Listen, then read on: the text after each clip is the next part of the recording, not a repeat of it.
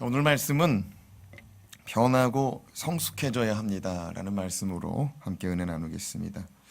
우리가 하나님을 믿는 사람입니다. 하나님을 믿는 사람이라면 날마다 우리는 성장하고 성숙해져 가야 됩니다. 어제보다는 오늘이 나은 믿음의 삶이요, 또 지난해보다는 금년이 훨씬 더 성장하고 성숙한 삶의 모습을 보여야 될 것입니다. 오늘 그 말씀이 우리 가운데 나타나지고 있습니다. 함께 읽은 말씀은 성경에 기록된 최초의 전쟁 이야기입니다. 세상에 전쟁이 처음 있었다는 것이 아니고요, 성경에 기록된 처음 전쟁 기사다라고 할 수가 있는 것입니다. 특별히 성경은 아브라함과 관련된 이 전쟁이었기 때문에 지금 말씀을 기록하고 있습니다. 1절 말씀 우리 같이 읽는데요, 1절 말씀은 이 전쟁과 관련된 국가들을 나열하는데 특별히 침략자들을 얘기합니다. 전쟁이 있다는 것은 어떤 사람이 먼저 공격을 했다는 얘기예요. 그리고 어떤 사람들은 그걸 방어하고, 그래서 그것을 통하여서 이기고 또 지는 것이 결정되죠. 자, 1절 말씀 같이 읽어보겠습니다. 당시에 시날 왕 아무라벨과 엘라셀 왕 아리옥과 엘람 왕 그돌라오멜과 고임 왕 디다리, 이 사람들이 공격자들입니다. 이들은 4개의 나라의 연합군이었습니다. 그리고 이들은 침략자들입니다.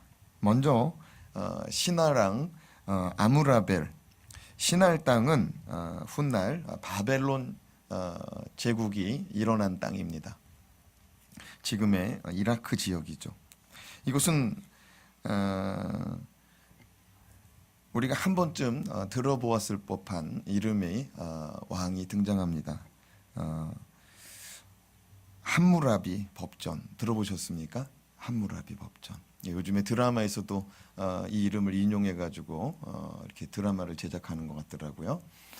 그런데 이 함무라비라는 왕이 이 아무라벨 왕이다라는 학자들이 있어요.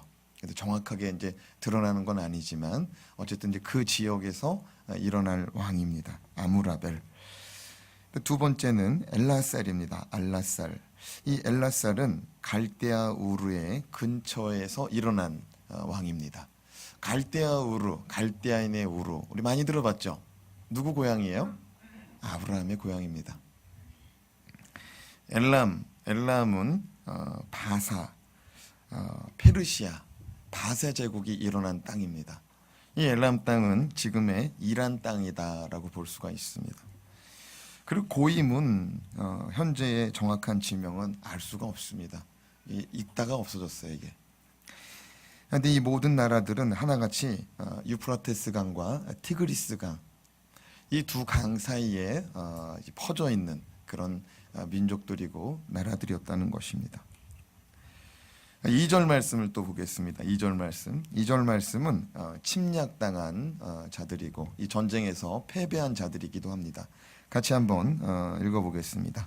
소돔 왕 베라와 고모라 왕 비르사와 아드마 왕 시납과 스보임 왕 세메벨과 벨라 곧 소알 왕과 싸우니라. 여기 보면은 몇 나라가 등장합니까? 몇 왕이 등장해요? 얼른 살펴봐요. 네, 다서당입니다. 다서당.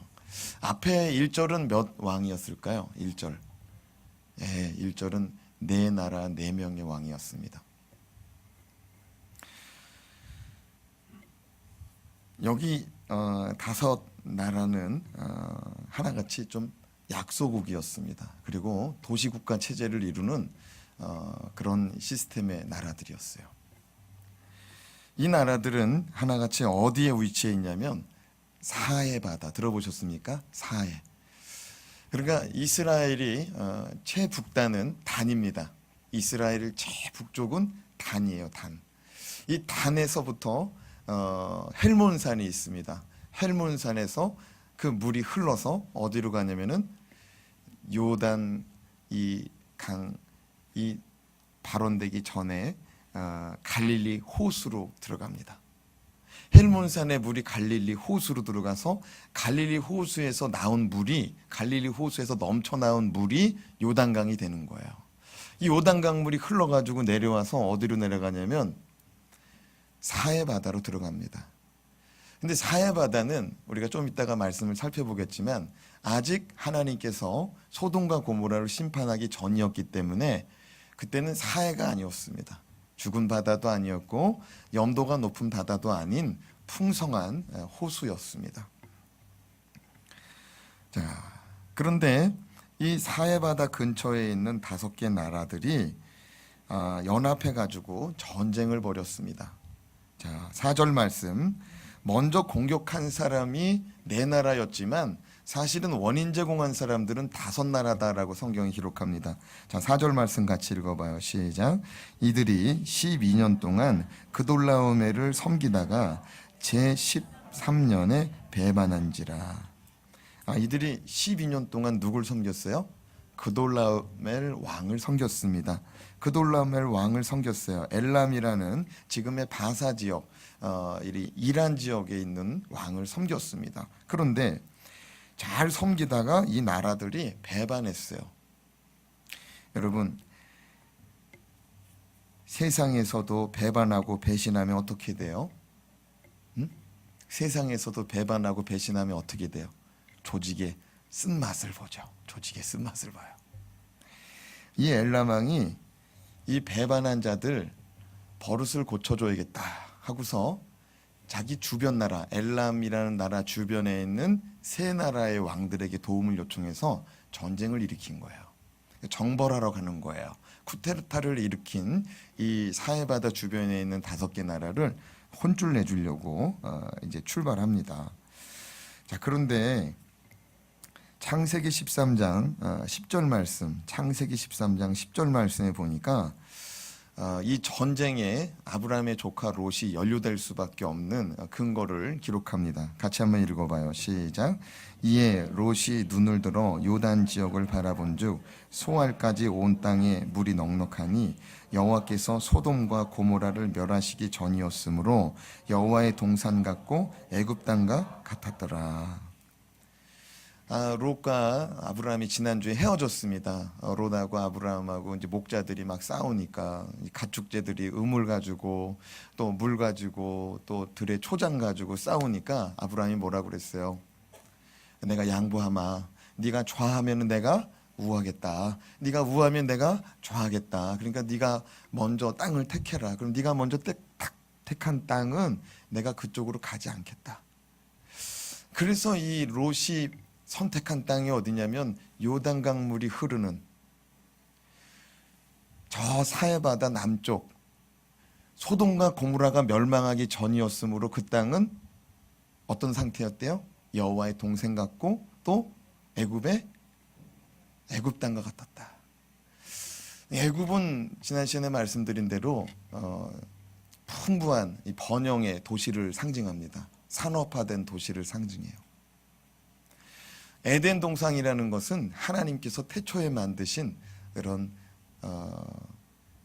태고 쪽의 아름다움이 보존된 그런 풍성하고 풍요로운 그런 들판을 의미하죠. 롯이 이 땅을 택하고 소돔까지 들어가서 살게 되었습니다. 그곳 사람들은 물과 이런 목초지가 풍부하다 보니까 상당히 번영한 부유한 인생을 살게 되었습니다. 상당히 부유해지다 보니까 이 사람들이 이제 힘이 길러지는 거예요. 여러분, 우리도 경제가 왕성해지면은 이 국방의 예산 강화시킵니다. 그리고 다음 세대를 향한 예산도 강화시키죠. 그런데 이 사해바다 근처에 있는 지역들을 고고학자들이 발굴을 하다 보니까 청동기 문물들이 다른 지역에 비해서 상당히 많이 발굴되고 있다고 합니다. 이 아브라함 시대는 청동기 문명이 이제 일어나는 시대였습니다. 이 아브라함 때에 이 사해바다 근처에 있는 이 5개 나라들은 돈 벌어가지고 무기를 막 사들인 겁니다. 그래가지고 힘이 어느 정도 길러졌을 때 12년 만에 반기를 든 거예요. 나 더 이상 엘라만 그돌라면 못 섬기겠다. 반기를 든 거예요. 오늘날로 말하면은 핵무기 정도 손에 들고서 올 테면 와봐라, 이런 자신감을 소유한 상태인 것입니다. 이 엘라망 그돌라오멜이 이 나라들을 버릇 고쳐주려고 14년째 되던 해에 전쟁을 이제 일으킨 겁니다. 자, 드디어 전쟁이 시작됐는데 여러분 성경 가지고 계시면은 5절에서부터 7절 말씀을 눈으로 한번 쭉 살펴봐요. 5절에서부터 7절 말씀을 쭉 살펴보면은 사해바다 근처에 있는 지명들이 다 나옵니다. 뭐냐면은 이 엘라망 그돌라오멜이 이 5나라를 완전히 정말 벌집 쑤시듯이 다 쑤셔놓고 완전히 진멸시켜버리는 그런 상태의 전쟁을 이제 기록하고 있습니다. 그래서 이 전쟁이 어떻게 되었느냐, 10절 말씀 같이 읽어봅시다. 10절 말씀 시작. 시딤 골짜기에는 역청 구덩이가 많은지라 소돔왕과 고모라 왕이 달아날 때 그들이 거기에 빠지고 그 나머지는 산으로 도망하매. 소돔과 고모라의 왕은 백성을 뒤로하고 도망갔습니다. 자기 혼자 살겠다고 도망갔어요. 근데 어디에 빠졌어요? 역청 구덩이에 빠졌어요. 그러다 보니까 왕을 잃어버리고 지도자들 잃어버린 백성들이 어떻게 했냐면 산으로 뿔뿔이 흩어져 도망가기 시작했다라고 기록하고 있습니다. 이로 인해서 왕이 없어진 이 소돔과 고모라의 백성들은 다 포로로 잡혀서 끌려갑니다. 그 가운데 누가 포로로 끌려가느냐? 아브라함의 조카 롯이 이 소돔의 백성이었거든요. 아브라함의 조카 롯이 이제 전쟁통에 패전국의 백성이 되어 포로로 이제 끌려갑니다. 이렇게 막을 내린 전쟁에 자신의 조카 롯이 포로로 끌려가고 있다는 소식을 전해 들은 아브라함은 조카 롯을 구원해내기 위해서 그 밤에 달려갑니다. 아브라함은 도저히 승산이 없는 강대국들의 연합국을 형성한 이 전쟁, 그리고 강대국들이 이 작은 나라들의 연합을 벌써 깨트려 버렸거든요. 근데 아브라함이 몇 명 데리고 이 전쟁에 참가했느냐? 여러분 잘 아시지만 318명, 자신이 집에서 길리고 훈련된 자들 일꾼 318명 끌고 나갑니다. 학자들은 말합니다. 이 네 나라의 엘라망의 연합국은 적어도 1만 명이 넘었을 것이다. 우리가 봤을 때는 우리나라 군인이 60만 장병이니까 별거 아니네, 그럴 수 있지만 지금은 이제 고대 시대거든요. 지금 대부분의 사람들은 족장 시대였고 대부분의 사람들은 조금 더 덩어리가 커지면 도시국가를 이루었고 이제 아직은 제국이 일어나기 전 단계입니다. 아직은 애국과 같은 바벨론과 같은 바사제국 같은 페르시아 같은 나라들이 일어나기 전이었어요. 대부분 그냥 자기 집안 형제들끼리 살아가는 시대였던 거죠.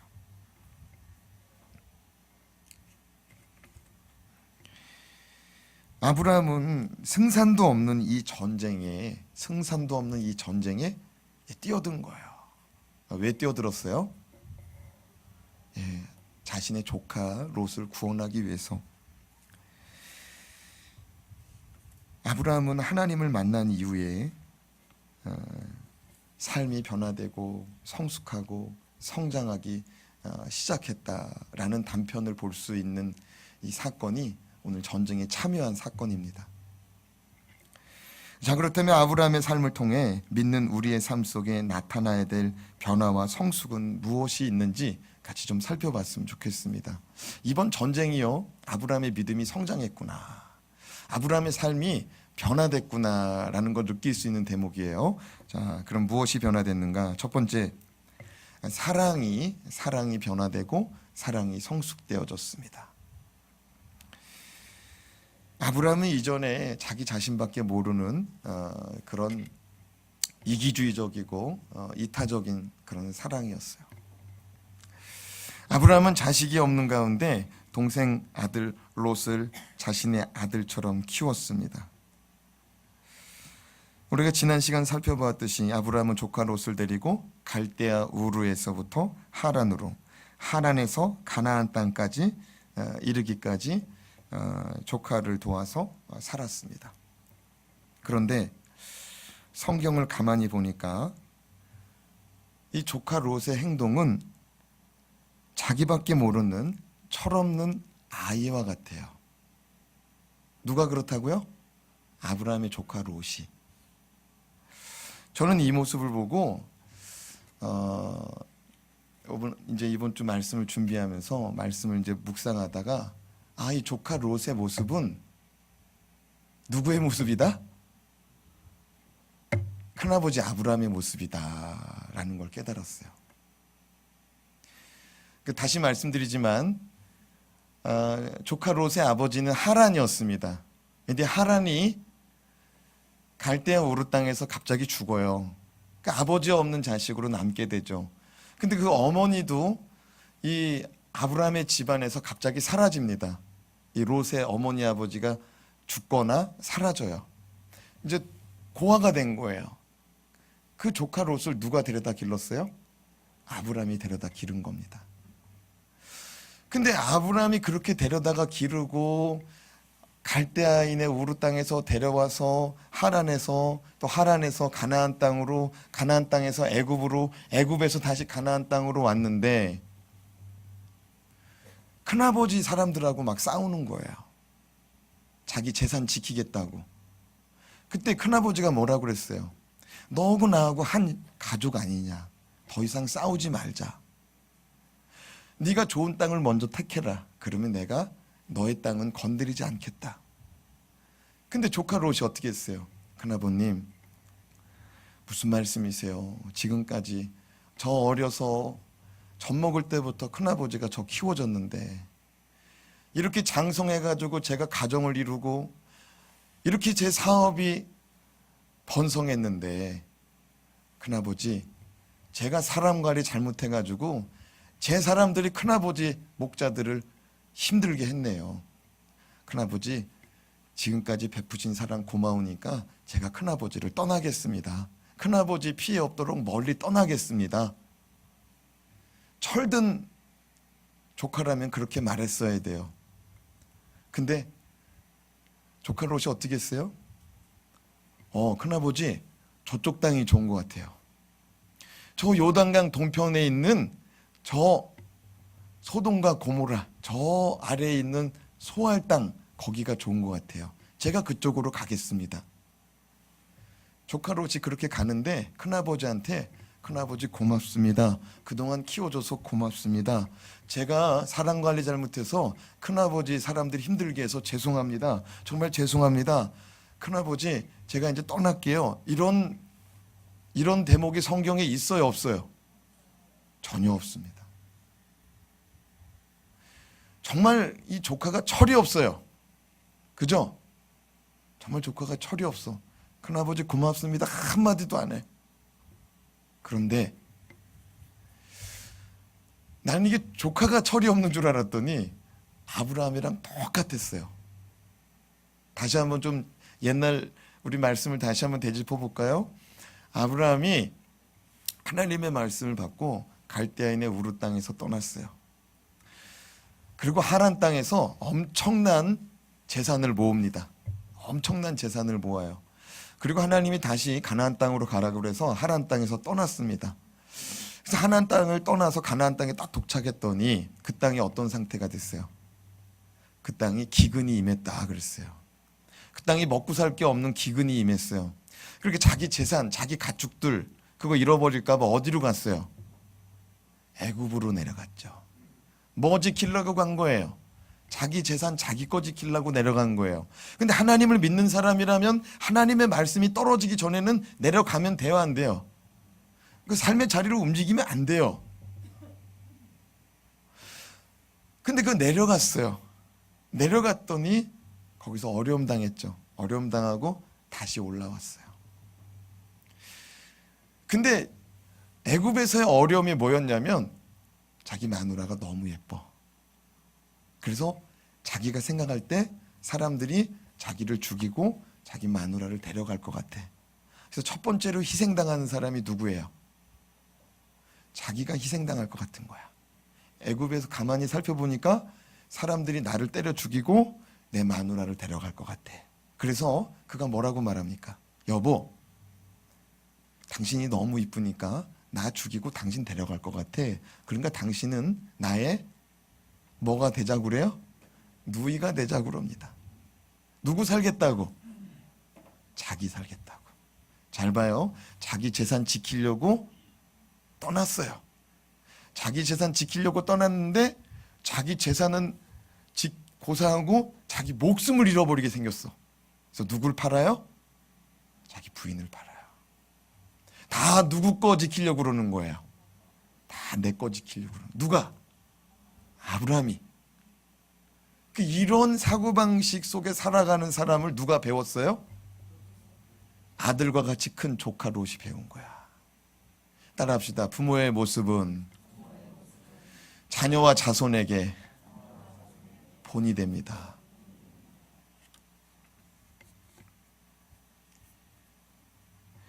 저는 지난 시간에는 그걸 발견을 못했어. 말씀을 묵상하다가. 그래서 아브라함이 철이 없다고 말했어요. 아니 조카가. 근데 가만히 보니까 아브라함 덕분이더라고요. 그랬던 아브라함이 오늘 말씀해 보니까 변했어요. 그리고 지난 시간에도 조금 변한 게 보였어요. 양보하기 시작했죠. 네가 좌하면 내가 우하겠다. 네가 우하면 내가 좌하겠다. 벌써 변했어요.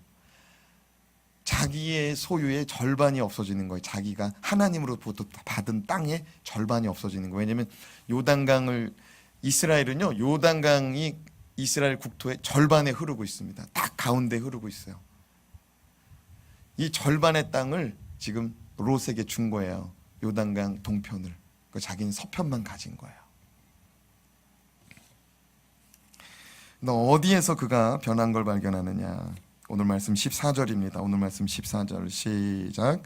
아브라함이 그의 조카가 사로잡혔음을 듣고 집에서 길리고 훈련된 자 318명을 거느리고 어디까지?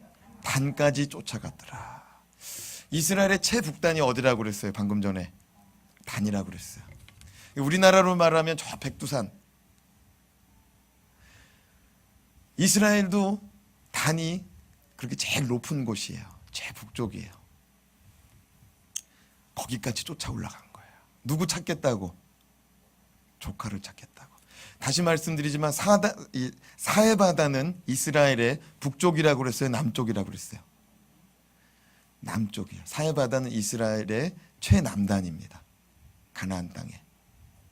그러니까 최남단에서 저 남쪽에서 전쟁이 일어났는데 그 전쟁에서 지금 어디까지 갔냐면은 단까지 간 거예요. 조카 롯이 포로로 잡혀서. 근데 어디까지 쫓아가? 끝까지 쫓아갔다는 얘기예요. 끝까지 쫓아갔다는 얘기예요. 아브라함 본래 이런 사람 아닙니다. 마누라도 던져버리는 사람이에요. 자기 살겠다고. 변했어요? 안 변했어요? 변했어요. 그리고 318명 데리고 1만 명을 상대한다는 건 말이 안 되는 거예요. 그렇죠? 여러분, 부모는 자식 살리는 일에는 초인적인 힘을 발휘하고 초인적인 삶을 감당해냅니다. 자기 뼈가 부서지고 자기 뼈가 녹아내리고 자기가 피곤하고 자기가 먹지 못하고 자기가 입지 못해도 자식 살리는 데 있어서는 제한 없이 자기 몸을 산화해버려요. 부모는. 드디어 아브라함이 영적인 부모의 마음을 소유하기 시작한 거예요. 하나님을 만난 사람들은 이 마음을 품어야 될 줄로 믿습니다. 아비와 같이 사랑하는 마음. 우리 교회에는 신앙이 자라나면 자라날수록 아비와 같은 어미와 같은 분들이 일어나길 주님의 이름으로 사모합니다. 정말 사랑하는 마음. 자기 거 내놓고 나갈 수 있는. 전쟁에 나가잖아. 여러분 318명 데리고 나가서 전쟁에 백발백중 지는 거예요. 10,000명을 어떻게 상대해요? 저도 나간다는 거예요. 여러분 지면 어떻게 됩니까? 자기 318명 다 잃어버리고 모아놨던 양 가축들 다 잃어버리고 자기 와이프도 다 잃어버리는 거예요. 다 잃어버릴 각오하고 자기 몸을 던진 거예요. 그게 사랑인 줄로 믿습니다. 예수님께서는 우리 가운데 다 잃어버릴 각오하고 이 땅에 오셔서 자기 몸을, 자기 목숨을 버린 줄로 믿습니다. 예수님께서 하늘 보좌를 버리고 이 땅에 오셨다. 근데 다시 사실 것을 알기 때문에 죽었다. 근데 여러분, 예수님도 그것은 경험해 보지 않았어요. 이게 중요한 거예요. 예수님이 믿고 나간 거지 경험해 본 일을 다시 한번 한 게 아니라고요. 예수님도 우리와 같이 똑같은 성정을 가지고 이 땅에 오셨습니다. 아멘입니까? 우리와 똑같이 배고프면 먹어야 되고요, 피곤하면 잠을 자야 됐어요. 옷을 입어서 가리어야 되고 추우면 벗입어야 되는 그런 예수님이셨어요. 근데 그가 하늘에서는 어떤 상태였어요? 온 우주 만물을 다스리고 통치하고, 그가 머물던 하늘 보좌 아래는 온통 길이 황금길이에요. 천군 천사를 호령하면서 구름 타고 다니시는 분이 우리 주님이셨죠.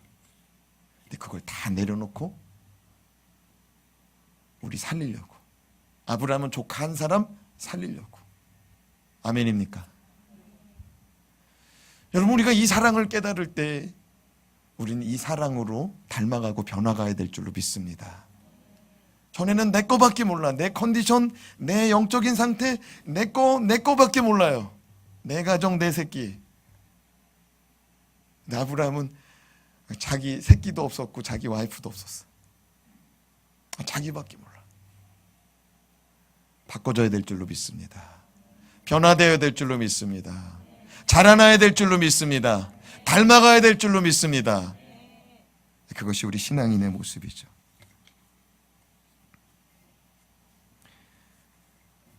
두 번째로, 믿음의 성숙이 필요합니다. 믿음이 자라나야 돼요. 믿음이 변해야 돼. 주님 닮은 모습으로 변해야 되고, 믿음은 성장하고 성숙해야 됩니다.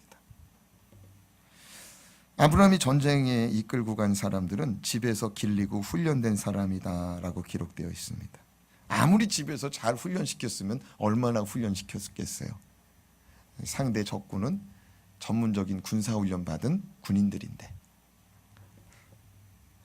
아브라함은 무슨 백장으로 상대도 안 되는 전쟁에 뛰어들 수 있었을까요? 바로 하나님을 믿는 믿음인 줄로 믿습니다. 당연한 정답이죠. 믿음 하면은 하나님 믿는 거죠. 그러나 아브라함은 처음서부터 그렇게 강하고 담대한 믿음의 소유자는 아니었습니다. 지금도 그는 변하고 성숙되어져 가는, 자라나고 있는, 그렇게 변화하고 있는 믿음의 상태였어요. 아브라함은 지금 이제 14장이잖아요. 이제 15장 가면 또 흔들려요. 아브라함은 계속해서 믿음이 흔들려요. 그러나 그는 중요한 것은 하나님 말씀을 들을 때 그 말씀을 믿어버려요. 따라합시다. 흔들리더라도 믿읍시다. 아브라함이 우리하고 다른 점이에요. 아브라함이 환경의 어려움을 닥치면 아브라함이 낭망해요. 낙심해요. 의심해요. 근데 중요한 건 뭐냐면 그때마다 하나님이 아브라함에게 나타난다는 거예요. 그래서 말씀을 주세요. 그럼 아브라함은 그 말씀을 믿어버려요. 우리하고 아브라함하고 다른 건 그거예요. 똑같이 어려워져서 힘들어질 수 있는데 말씀을 주시면 그 말씀을 아브라함은 쫙쫙 믿어버린다는 거예요. 그는 하나님의 부르신 가운데 갈대아니아 우르에서 우상을 제조하던 아버지 밑에서 자라나며 우상을 섬기던 사람이었지만, 갈대아 우르 땅에서 하나님이 아브라함에게 나타나시고 아브라함에게 말씀하실 때 아브라함은 믿어버렸습니다. 그리고 그 땅을 떠나죠. 하란 땅에 이르러서 그는 엄청난 거부가 되었습니다. 15년 정도 머물렀어요. 하란 땅에서 15년 정도 머무르면서 엄청난 부자가 돼요. 그런데 이 아브라함이 거기서 아버지가 죽잖아요. 마음이 많이 낙심됐어요. 그때 누가 나타났어요? 하나님이 다시 나타나서 창세기 12장 1절에 하나님 뭐라고 그래요? 너는 너의 본토 친척 아비집을 떠나라. 내가 내게 명하는 땅으로 가라. 내가 너에게 복을 주고 내가 너를 복의 근원이 되어서 너를 통하여 세계 모든 민족이 복을 받으리라. 아브라함이 그 말씀 듣고 다시 하란 땅에서 떠나서 가나안 땅으로 가는 거죠. 그러니까 아브라함의 믿음은 자라나는 믿음이에요. 우상 숭배하던 집안에서 말씀 듣고서 떠나고, 말씀 듣고 떠나고, 말씀 듣고 제단 쌓고, 그게 아브라함이었어요. 조금씩 조금씩 자라나요. 근데 그가 하나님을 믿는데 신실한 믿음의 삶을 살았다는 증거가 오늘 말씀 13절에 기록됩니다. 13절 말씀 같이 읽어요. 13절 시작. 도망한 자가 와서 히브리 사람 아브라함에게 알리니 그때 아브라함이 아모리 족속 마므레의 상수리 숲을 근처에 거주하였더라. 마므레는 에스골의 형제요 또 아넬의 형제라. 이들은 아브라함과 동맹한 사람들이더라. 누구하고 동맹했다고요? 아브라함과 동맹한 사람들이다. 근데 여러분, 도망한 자가 와서 어디 사람 아브라함? 히브리 사람 아브라함이라고 말합니다. 여러분, 히브리라는 말은 우리가 지난 시간에 배웠어요. 건너온 사람이다 라는 뜻이라고 그랬습니다. 히브리라는 말은 건너온 사람이다. 어디서 건너온 사람을 의미하냐면 유프라테스 티그리스 강을 건너온 사람을 말하는 거예요. 아브라함이 거기 살았잖아요. 갈대아 우르, 유프라테스와 티그리스 강 사이에 있는 그 땅에 살았잖아요. 아브라함은 헤브론의 원주민들과 만났어요. 헤브론에 있는 원주민들. 헤브론이 어디냐? 마므레의 상수리 숲을. 기억나요? 지난 시간 말씀 창세기 13장 18절 말씀. 아브라함이 거기에 이르렀다고 그랬어요.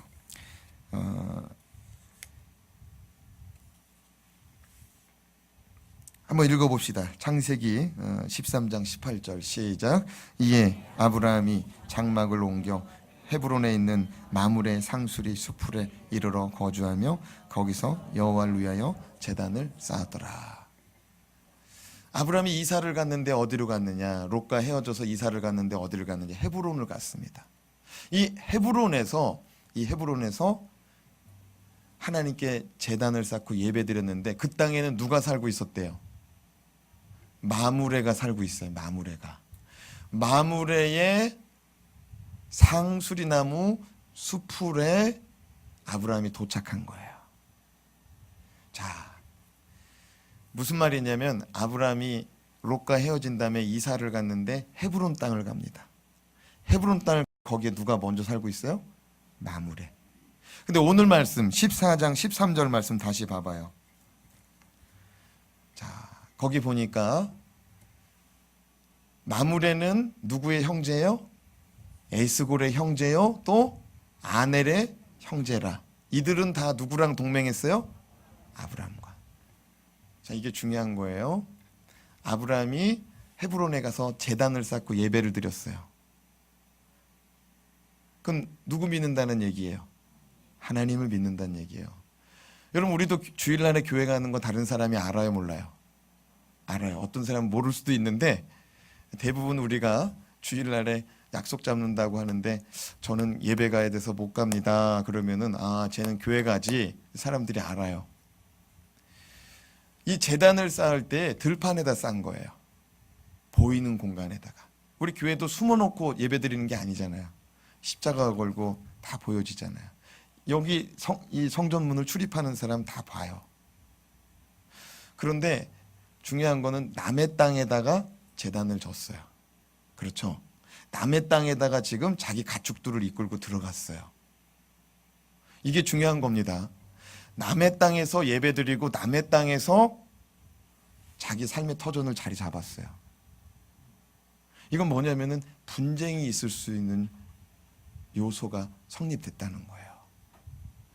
만약에 우리가 불교를 이렇게 따르는 사람들 그 집 앞에다가 십자가 꽂고 예배드리면 그분들이 우리의 예배 행위를 좋아하겠어요? 싫어하겠어요? 싫어하죠. 불편해할 수 있다고요.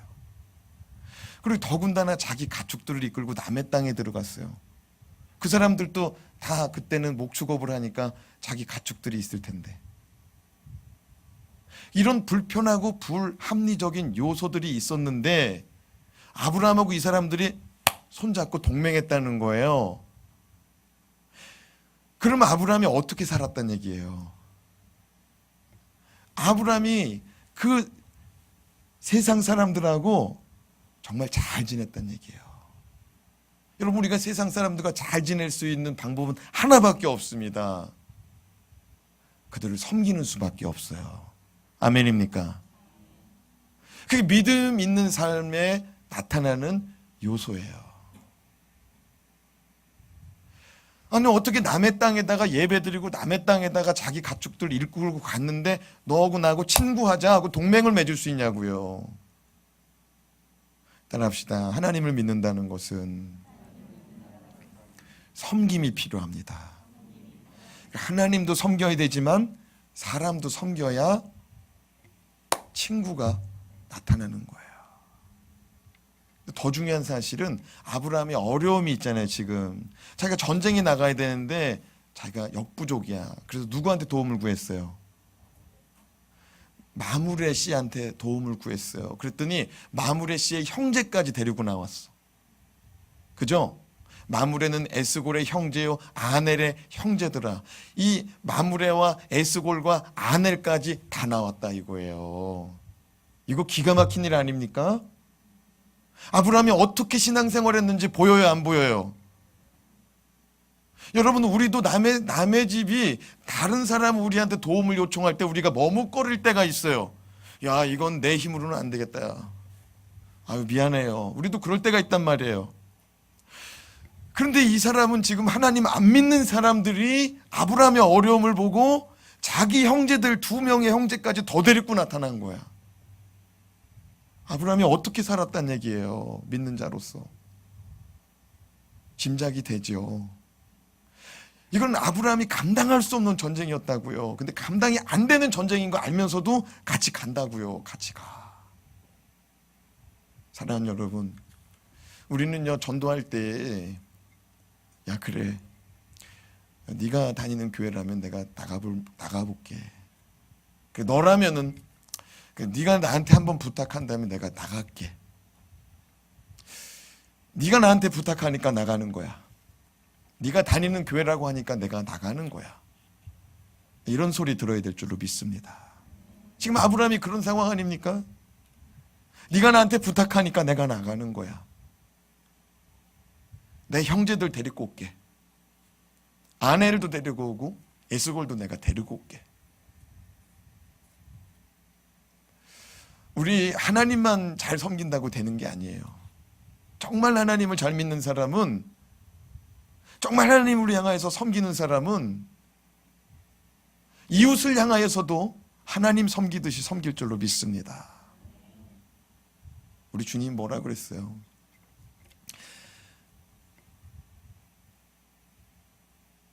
높아지고자 하는 자는 낮아지라고 그랬어요. 그리고 주님이 실제로 낮아지셨고 하늘 보자 버리고 이 땅의 가장 낮은 자리, 짐승들을 머무르는 그곳에 오셨잖아요. 이렇게 세상 살아가면서 우린 다 높아지기 원합니다. 다 성공하기 원합니다. 근데 우리가 많은 간증을 들어보잖아요. 우리 크리스찬들이 많은 간증. 근데 세상 사람들도요, 진짜 성공한 사람들은 책을 읽어보고 간혹 TV 강연을 들어봐도 섬기는 자리에 있었더라고요. 섬기는 자리. 이건 하나님의, 이거는 진리고 원리이기 때문에 세상 사람도 이걸 아는 사람은 성공하는 거예요. 높아지고자 하는 자는 낮아질 때 성공하는 줄로 믿습니다. 낮아진 자리. 그게 믿음이에요. 그게 믿음이야. 다른 게 믿음이 아니에요. 믿음 없이 어떻게 내려갑니까? 예수님도 하나님 아버지를 믿었으니까 내려오신 거죠. 우리 주님 뭐라고 그랬어요? 내가 아버지의 것을 본 것 행하고 아버지께로부터 들은 것 내가 말한다고 그러잖아요. 아버지의 말씀이 진리인 줄로 믿고 아버지의 일들이 진리인 줄로 믿고 살아가셨던 분이 주님이세요. 그럼 우리가 주님이 진리시고 주님이 정말로 생명의 말씀이신 걸 아는 자라면 주님 닮아가야 되지 않겠습니까? 지금 이 시대는 기독교인들의 신앙에 문제가 있어요. 세상 사람들 우리 보고 그래요. 너나 잘해라. 너희들이나 잘해라.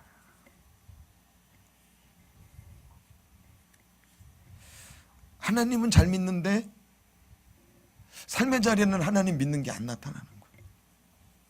예배는 잘 드리는데 삶의 자리에는 하나님 없는 사람이나 있는 사람이나 뭐 다르질 않아요.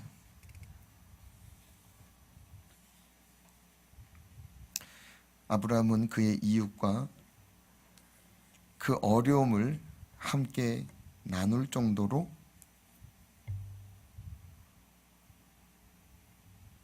정말 성공적인 믿음 생활했어요.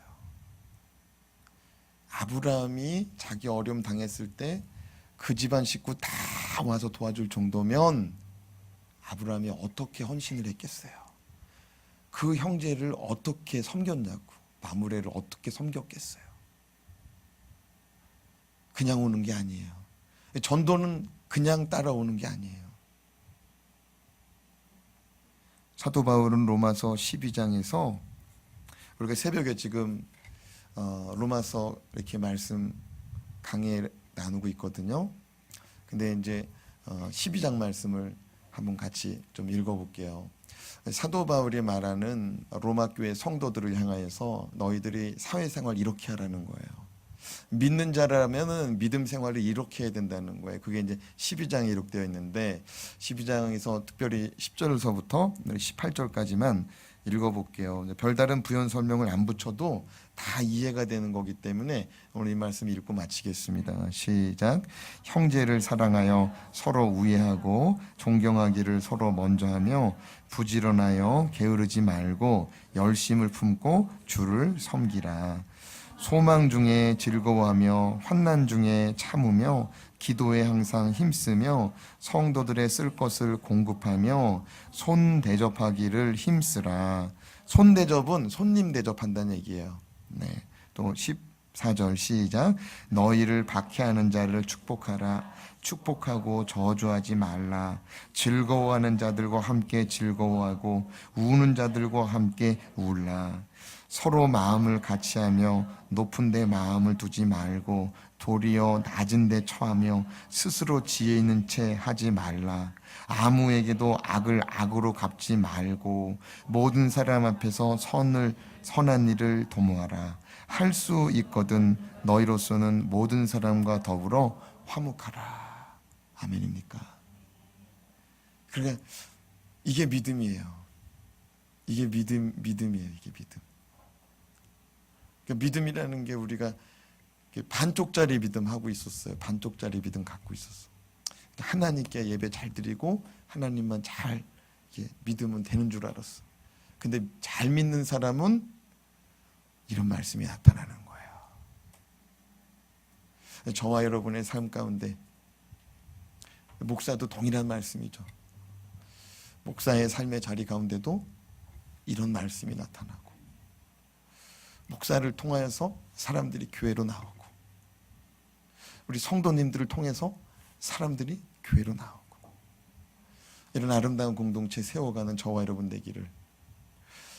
이전에 이 사랑이 이 정도의 사이즈의 사랑이었다면 점점 커지는 사랑, 점점 주님 닮은 사랑, 우리의 믿음이 정말 내 믿음 하나 지켜서 천국 가기 정말 간당간당한 믿음이었다면 이 믿음이 정말 굳건해져서 정말 주님 말씀 따라서 많은 영혼들을 구원할 수 있는 믿음, 저와 여러분에게 나타나고 소유되기를 주님의 이름으로 축복합니다. 그리고 축원합니다. 기도하겠습니다.